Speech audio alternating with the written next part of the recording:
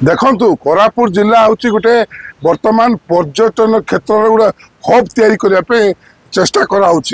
विगत सरकार थिला बेलू देवमाली रे कटेज करने पाखापाखि 6 कोटी टंका देइथिले सेही टंकार जिलापाल निर्देश क्रमे रेवेन्यू लैंड उपरे अति सुंदर भाव में कटेज जाक तैयारी कराई तेणु एनजीटी कौन रिपोर्ट देछि कौन न देछि विभिन्न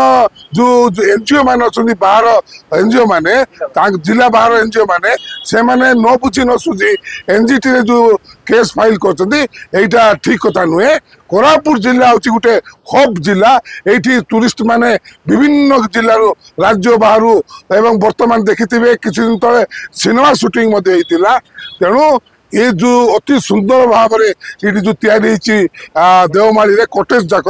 एत सुंदर होती आज हाउस कमिटी जाकि देखी भुवनेश्वर आसते हाउस कमिटी तेणु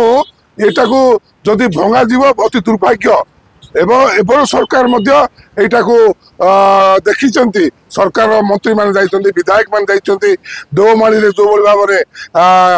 कटेज तैयारी कोरापुट जिल्लार पर्यटक क्षेत्र में उन्नति करने ये